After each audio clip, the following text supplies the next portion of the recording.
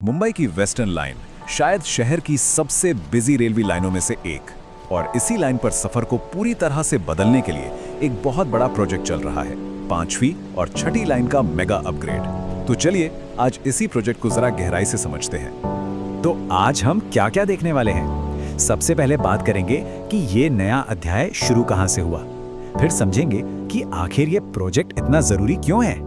इसके बाद हम एक एक स्टेशन करके देखेंगे कि क्या क्या बदलने वाला है, और हाँ, रास्ते में आने वाली बड़ी इंजीनियरिंग चुनौतियों और रुकावटों पर भी नजर डालेंगे, और आखिर में देखेंगे कि आने वाले कल का सफर कैसा होगा। अच्छा, इस प्रोजेक्ट की जरूरत को समझने के लिए सबसे पहले हमें वेस्टर्न लाइन पर रोज सफर करने वाले लाखों लोगों की आज की हकीकत को समझना होगा। मतलब वो भीड़, वो देरी, वही सब कुछ। तो ये जो कहानी है ना, ये एक बहुत जरूरी कामयाबी से शुरू होती है। एक ऐसा काम जो पहले ही पूरा हो चुका है, और उसी ने इस बड़े प्रोजेक्ट की नींव रखी है। कांदिवली से बोरीवली के बीच 6ठी लाइन का काम अब पूरा हो चुका है, उसे मंजूरी भी मिल गई है, और इसी कामयाबी के बाद अब सारा फोकस एक और भी बड़े हिस्से पर है, और वो है बोरीवली से विरार तक का कॉरिडोर। तो सवाल ये उठता है कि आखिर ये करोड़ों रुपए का प्रोजेक्ट किस बड़ी मुसीबत को जड़ से खत्म करने की कोशिश कर रहा है। देखिए, इस प्रोजेक्ट का पूरा आइडिया बहुत सिंपल है। अभी क्या होता है, लोकल ट्रेनें और लंबी दूरी की एक्सप्रेस ट्रेनें सब एक ही पटरी पर चलती हैं। नतीजा जाहिर है, ट्रेनें लेट होती हैं और भीड़ बढ़ती है। अब प्लान ये है कि लोकल और लंबी दूरी की ट्रेनों के लिए अलग अलग डेडिकेटेड लाइनें होंगी। मतलब सीधी सी बात है, स्पीड भी बढ़ेगी, ट्रेनें भी ज्यादा चलेंगी और टाइम पर भी पहुंचेंगी। और इसका सीधा फायदा क्या होगा? सबसे पहले कम से कम 6 नई लोकल ट्रेनें चलाने का प्लान है। मतलब लोकल और एक्सप्रेस दोनों ही ट्रेनों की देरी कम होगी। पीक आवर्स में, मतलब जब सबसे ज्यादा भीड़ होती है, तब ट्रेनों को चलाने में ज्यादा आसानी होगी। और हाँ, दहीसर, मीरा रोड, भायंदर से आने जाने वालों का ट्रैवल टाइम भी काफी सुधर जाएगा। चलिए अब एक वर्चुअल सफर पर निकलते हैं, बोरीवली से विरार तक, और देखते हैं कि हर स्टेशन पर क्या कुछ बदलने वाला है। तो हमारी ये यात्रा शुरू होती है बोरीवली से, और यहां से आगे बढ़ते ही पहला बड़ा बदलाव हमें दिखेगा दहीसर स्टेशन पर। अब दहीसर में क्या हो रहा है? देखिए, जो नई 5वीं और 6ठी लाइनें हैं वो मौजूदा प्लेटफॉर्म नंबर 1 के पास से गुजरेंगी, लेकिन वहां जगह की थोड़ी कमी है। तो इसका हल ये निकाला गया है कि स्लो लाइन के प्लेटफॉर्म को थोड़ा सा उत्तर की तरफ खिसका दिया जाएगा। एक तरह से ये स्मार्ट इंजीनियरिंग का कमाल है। दहीसर से आगे बढ़ें तो आता है मीरा रोड, और यहाँ स्टेशन की कैपेसिटी को काफी बढ़ाया जा रहा है। मीरा रोड में जो अभी का प्लेटफॉर्म नंबर 1 है, उसके पश्चिम की तरफ नए प्लेटफॉर्म्स बनाए जाएंगे। ये इसलिए भी जरूरी है क्योंकि यहाँ आबादी तेजी से बढ़ रही है, तो ज्यादा यात्रियों को संभालने के लिए ये एक्सपेंशन बहुत जरूरी है। और अब आते हैं भायंदर पर।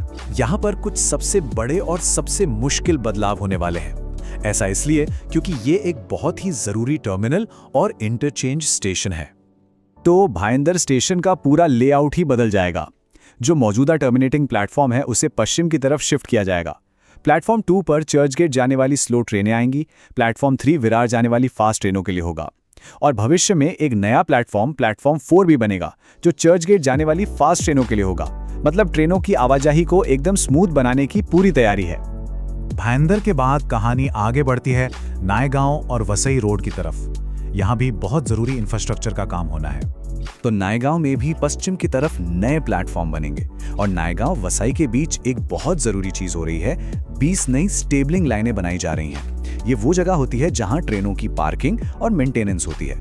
मतलब ये सिर्फ यात्रियों के लिए नहीं, बल्कि पूरे सिस्टम को बेहतर चलाने के लिए भी जरूरी है।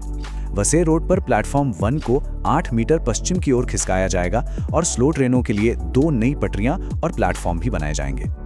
और अब हम पहुंचते हैं इस प्रोजेक्ट के आखिरी पड़ाव पर, यानी नालासोपारा और विरार, जो इस लाइन के सबसे बिजी स्टेशनों में से हैं। यहाँ फोकस है ज्यादा से ज्यादा कैपेसिटी बढ़ाने पर।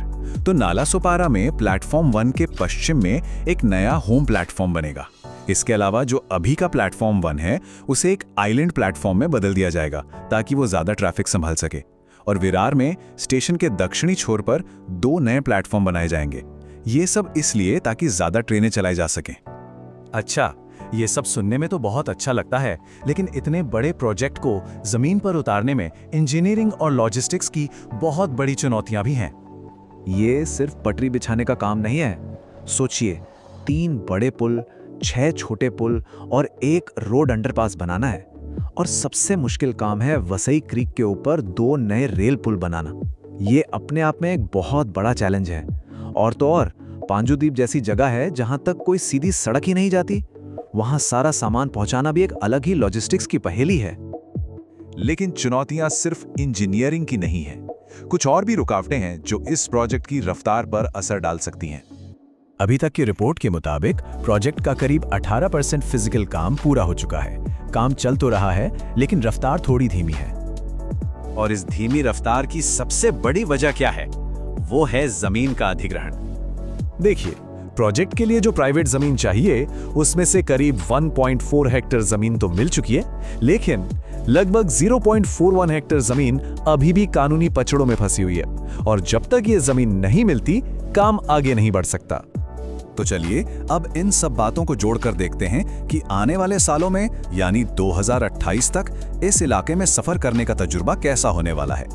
देखिए, कांदिवली बोरीवली लिंक तो 2026 तक पूरा होने की बात थी। अब बोरीवली विरार सेक्शन को 2028 तक पूरा करने का लक्ष्य है। और मजे की बात यह है कि उसी दौरान मुंबई का मेट्रो नेटवर्क भी तेजी से फैल रहा होगा।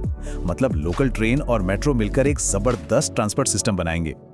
और जैसा कि कहा भी जा रहा है, जब मेट्रो और लोकल ट्रेन दोनों का काम पूरा हो जाएगा तो अगले 2-3 सालों में लोगों को सड़क के ट्रैफिक जैम से भी बहुत राहत मिलेगी।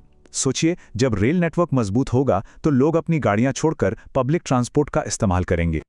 तो आखिर में एक बड़ा सवाल हमारे सामने खड़ा होता है। मुंबई की आबादी लगातार बढ़ रही है।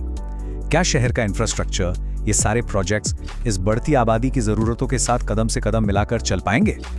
ये एक ऐसी दौड़ है जो शायद कभी खत्म नहीं होगी।